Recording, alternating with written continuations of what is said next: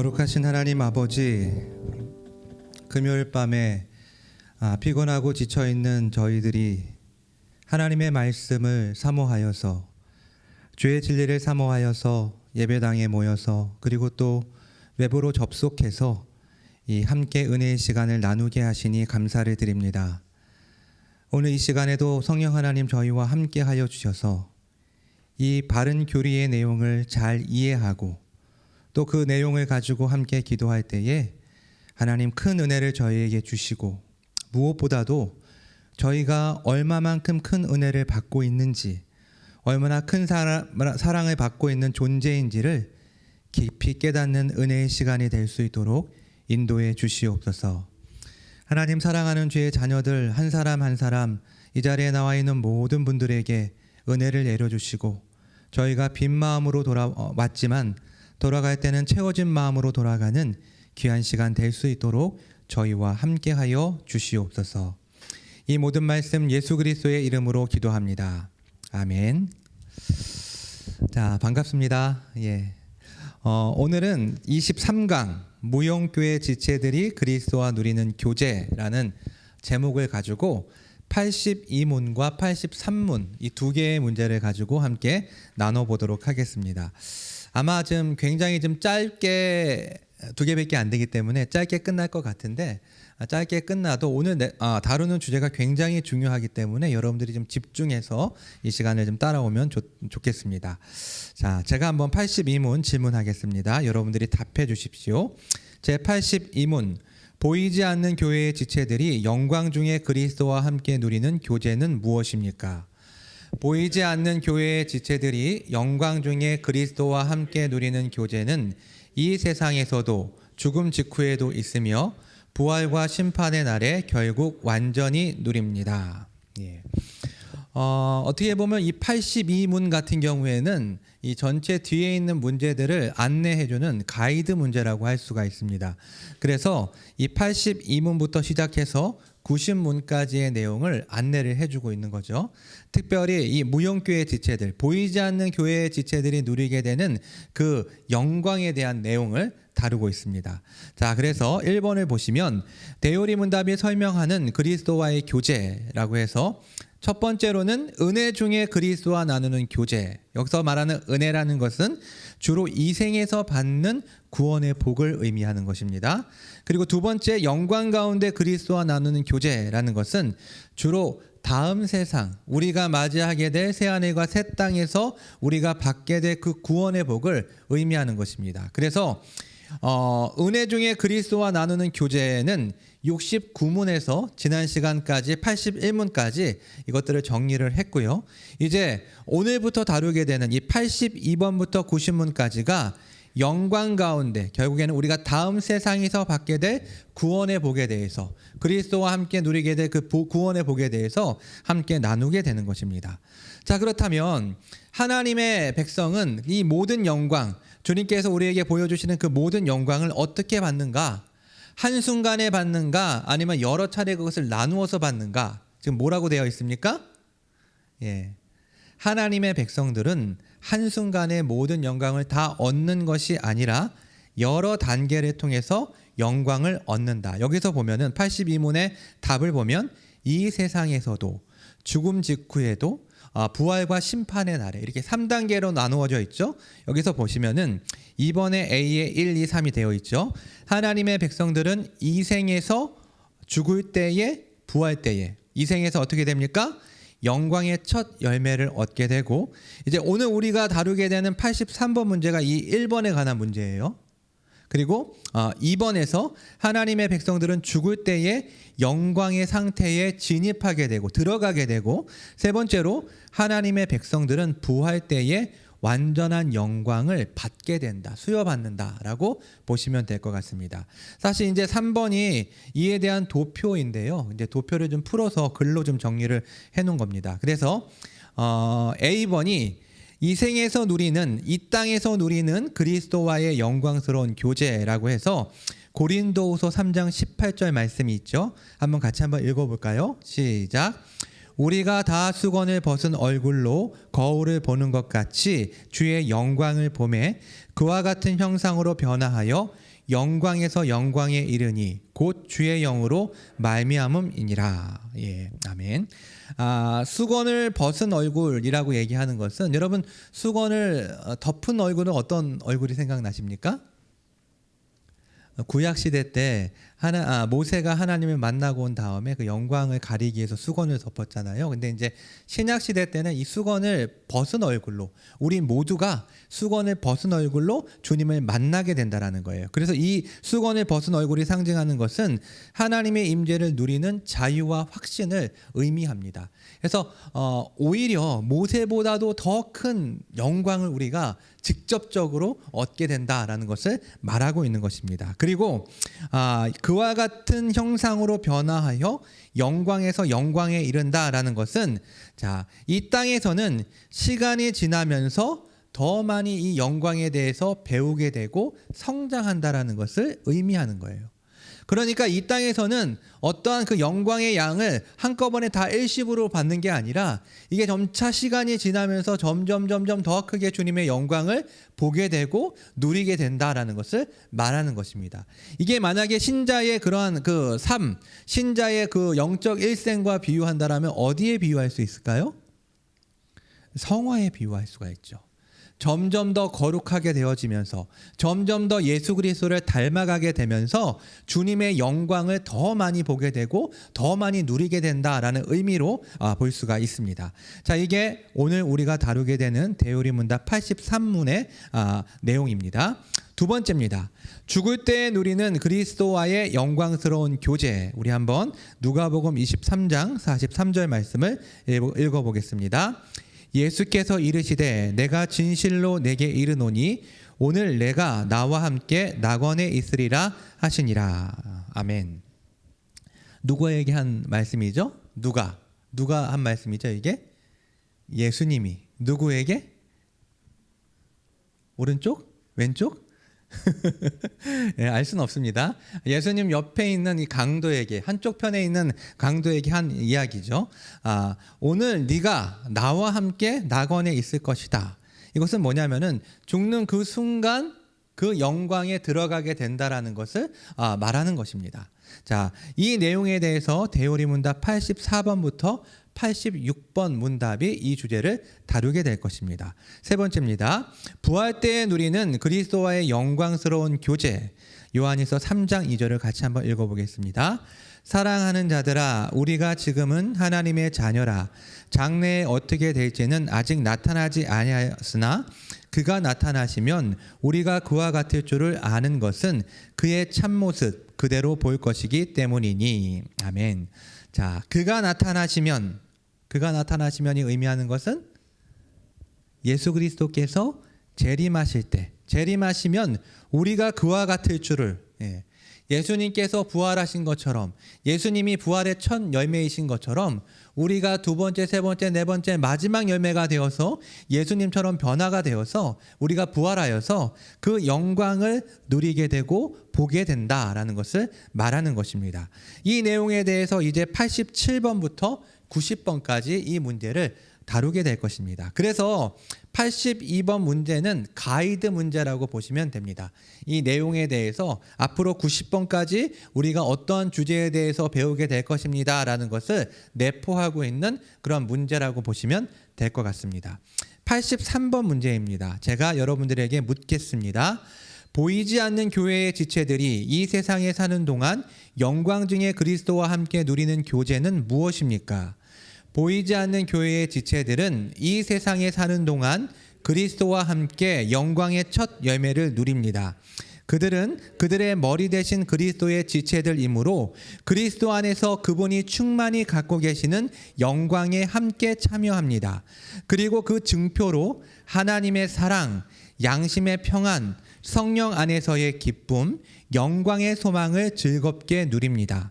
이와는 반대로 악인들은 하나님의 복수하시는 진노, 양심의 공포, 장차 받을 심판에 대한 두려움 가운데 사는데 이는 악인들이 죽음 후에 견디어야 하는 고통의 시작일 뿐입니다. 예.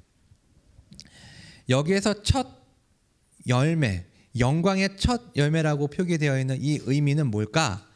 이것은 우리가 다음 세상에서 앞으로 맞이하게 되는 이 오는 세상에서 즐거워하게 될 영광의 맛보기 또는 표본을 의미합니다. 여러분 무슨 의미인지 아시겠어요? 제가 좀 자주 드는 비유 중에 하나인데 어떻게 보면 좀 가벼운 비유일 수도 있겠지만 여러분들의 이해를 위해서 설명을 해드릴게요. 마트에 가서 맛보기를 하는 거예요. 거기서 이제 소고기를 구워준단 말이죠, 한우를. 그럼 그 조그만 조각을 맛보면서 우리는 어떤 생각을 합니까? 네.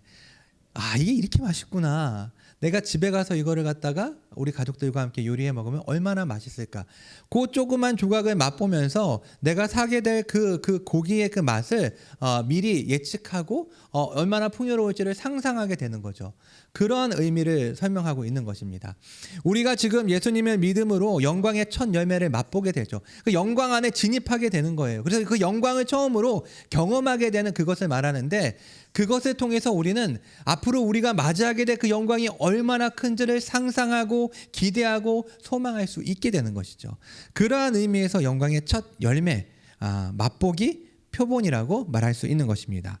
자, 그런데 구원받은 신자라고 할지라도 여러 가지 이유들 때문에 그리스도의 영광에 완전히 참여하는 것은 불가능합니다. 하지만 신자는 예수 그리스도를 믿는 순간 그리스도와 연합하기 때문에 이 세상에서도 영광의 첫 열매를 누리는 것이 가능합니다.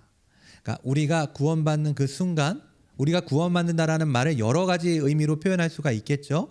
거듭난다, 중생한다, 회심한다 이렇게 표현할 수 있는데 어찌되었건 우리가 하나님을 성령을 통해서 변화되었을 때, 회심하게 되었을 때 그리스도와 연합하게 됨으로써 이러한 복락을 누리게 된다. 잠시 후에 그 그리스도와의 연합에 대한 내용을 좀 더 좀 깊게 다뤄보도록 하겠습니다. 자, 5번째입니다. 5번입니다. 신자가 그리스도의 영광에 완전히 참여하지 못하는 이유는 그럼 뭘까? 뭐겠습니까? 죄에 물든 본성과 몸. 우리가 지난 시간에 이 부분에 대해서 함께 정리를 했었죠. 그리고 타락한 세상에 둘러싸여 있기 때문에. 그러니까 이제 A를 아직까지 완전히 구속받지 못한 몸이라고 한다면 B를 이 세상과 마귀라고 설명할 수가 있겠어요. 결국 신자가 싸워야 될 대상은 3가지거든요. 육신과 세상과 마귀인데 지금 그것을 설명하고 있는 거죠. 그렇기 때문에 이 3가지 요소들 때문에 우리가 이미 그 영광의 맛보기를 시작했고 영광의 첫 열매를 따먹게 되었지만 아직까지 완전히 그 영광에 들어가지는 못했다라고 보시면 되겠습니다. 자, 그렇다면 어떻게 할 수 있어요? 우리가 그 영광의 첫 열매를 맛보게 되었다라는 것을 어떻게 할 수 있겠습니까? 거기에 대한 증표가 있어야 되겠죠? 몇 가지를 지금 이야기하고 있습니다. 첫 번째는요, 하나님의 사랑입니다. 예수 그리스도를 믿음으로 그리스도와 연합된 신자들은 하나님의 사랑을 느낄 수 있게 됩니다. 하나님과 특별한 관계가 된 거예요. 그래서 하나님이 나를 사랑하신다, 내가 하나님을 사랑하는 것뿐만이 아니라 그보다 더 큰 하나님의 사랑을, 하나님이 나를 사랑하신다라는 것을 느낌을 통해서 내가 이 영광의 첫 열매를 먹은 존재가 되었구나라는 것을 알게 된다라는 것이죠. 두 번째는 양심의 평안과 성령 안에서의 기쁨입니다. 죄가 하나님과 인간 사이를 가로막고 있었기 때문에 인간은 이 세상에서 참된 평안과 기쁨을 얻을 수 없었지만 예수 그리스도께서 그 문제를 해결하심으로 믿는 신자들은 하나님과 신자와의 관계가 회복되고 그 안에서 참된 평안과 기쁨을 누릴 수 있게 되었습니다. 특별히 여기서 이 양심의 평안라는 것은 우리가 지난 시간에도 얘기했지만 이 양심이라는 것은 우리 개인적인 어떤 도덕적인 그런 마음일 뿐만 아니라 더 나아가서 율법을 대하는 우리의 자세, 우리의 태도라고 말할 수가 있습니다. 그래서 양심이 평안하다라는 것은 예전에는 율법을 대할 때 너무나도 부담스럽고 너무나도 지킬 수 없는 것이었기 때문에 괴로웠지만 그 율법을 즐거운 마음으로 지킬 수 있게 되었다라는 그 사실, 그 율법을 대할 때 우리들의 마음이 평안하게 되었다라는 이것이 바로 우리가 첫 열매, 영광의 첫 열매를 맛본 존재가 되었다라는 것을 설명해 주는 것입니다. 마지막 3번째는 영광의 소망입니다. 지금은 그저 맛보기에 불과하지만 앞으로 다가올 그 영광에 대한 기대와 소망을 품게 됩니다. 여러분, 진짜 고기를 맛본 거예요. 진짜 그 영광의 그런 본질, 영광의 정수를 맛보게 된 거죠. 그렇게 될 때 어떠한 반응이 일어나는가? 그 완전한 그 영광을 경험하고 싶은 거죠. 물론 우리가 새하늘과 새 땅에 들어간다 하더라도 주님의 영광은 무한하기 때문에 그 영광을 영원토록 우리가 누리게 되겠죠. 끝이 없는 그 영광, 끝이 없는 그 영광을 우리가 누리게 될 텐데 어찌 되었건 지금에 있는 이 맛보기는 성이 차지가 않는 거예요. 더 큰 영광을 기대하게 되고 소망하게 되고 내가 이제 머지않아 그것을 누리게 될 거라는 그런 기대와 소망이 우리들의 마음 가운데 일어나게 된다는 것이죠. 자, 계속 보겠습니다. 자, 그렇다면 악인들이 지상 생애에서 이 땅에서 그들의 장래에 처하게 될 운명을 어떻게 받게 되는가? 신자들이 이 땅에서 영광을 누리는 것처럼 악인들은 이 땅에서 심판을 당하게 됩니다. 그들은 심지어 죽기 직전까지 복수하시는 하나님의 진노, 자, 하나님의 사랑과 대비되는 하나님의 진노이죠. 양심의 공포, 양심의 평안과 반대되는 양심의 공포를 느끼게 되죠. 그리고 장차받을 심판에 대한 두려움, 그 영광에 대한 기대와 소망이 아닌 장차받을 심판에 대한 두려움을 경험하게 됩니다. 그들에게 이런 공포는 세상에 있는 지옥이라고 할 만큼 너무나 강력합니다. 자, 아무리 돈이 많고 아무리 잘 사는 사람이라 할지라도 본질적으로 인간에게는 종교의 씨앗이 있기 때문에 어떠한 내세에 대해서 절대자에 대한 마음을 가지고 있고 결국에는 그 사람들의 삶은 살았지만 살아있는 것이 아니고 살았지만 지옥을 경험하는 것과 똑같은 삶을 살게 된다는 것이죠. 자, 8번입니다. 신자들은 언제나 항상 이 영광의 열매를 즐거워할까요? 네, 그렇지 않습니다. 왜냐하면 의심과 유혹과 사단의 공격과 그 밖에 다른 것들로 인해 영광의 미리 맛봄을 즐거워하는 정도가 시기마다 달라지기 때문입니다. 이것은 우리가 신앙생활을 하기 때문에 잘 알 겁니다. 우리의 신앙이 롤러코스터를 타는 것처럼 막 옛날에 막 제가 아주 뜨거울 때, 지금도 뜨겁습니다만, 이 세상에서 나보다 신앙이 더 좋은 사람이 있을까라고 그렇게 착각하면서 다닐 때가 있었는데, 그럴 때도 있지만 어떨 때는 막 바닥까지 떨어져가지고 내가 진짜 목사는커녕 신자가 맞나 이런 생각까지 하면서 막 괴로워하고 하나님 앞에 회개하게 되는 이런 경우들을 우리가 만나게 되거든요. 이런 우리들의 상태에 따라서 상황에 따라서 이 영광을 맛보는 정도도 달라질 수 있다는 것이죠. 자, 어떤 때는 이것을 분명히 알지만 또 어떤 때는 구름에 가린 것처럼 약할 때도 있다. 그럼에도 진정한 신자가 영광의 상태에서 완전히 버려지는 경우는 결코 없다. 왜 그럴까요? 이 일을 하나님이 시작하셨기 때문에 하나님이 끝을 맺으실 것이기 때문에 이게 우리의 어떤 상황과 우리의 조건과 우리의 가능성과 우리의 능력과 우리의 자격으로 되는 게 아니라 하나님이 우리의 전 모든 상태를 보시고 하나님의 깊으신 뜻 가운데 우리를 선택하셔서 시작하신 일이기 때문에 이것이 하나님의 일이기 때문에 결코 버려지지 않고 끝까지 간다. 빌립보서 1장 6절 말씀이죠. 그게 이 내용이다라고 볼 수가 있습니다. 적용입니다. 나의 삶 속에서 참 열매의 증표가 계속해서 경험되고 있는가? 여러분 스스로 한번 자문해 보십시오. 하나님의 사랑, 양심의 평안, 성령 안에서의 기쁨, 영광의 소망. 아까는 이제 그 양심의 평안이랑 성령 안에서의 기쁨을 같이 묶어서 했는데 사실은 이 네 가지죠. 하나님의 사랑, 양심의 평안, 성령 안에서의 기쁨, 영광의 소망. 자, 이 네 가지 요소를 내 삶 속에서 계속해서 지속적으로 경험하고 있다라는 것은 결국에는 내가 영광의 열매를 맛보았다라는 것이고, 영광의 열매를 맛보고 있다라는 것은 결국 내가 예수 그리스도와 연합되어서 그리스도가 나의 머리가 되고 내가 그분의 지체가 되어서 그 영광에 참여하고 있다라는 반증입니다. 물론 지금은 완벽하게 완전하게 누리고 있는 것은 아니지만 맛보기를 하고 있는 거죠. 경험한 것이죠. 이것은 또 하나의 시금석이라고 말할 수가 있어요.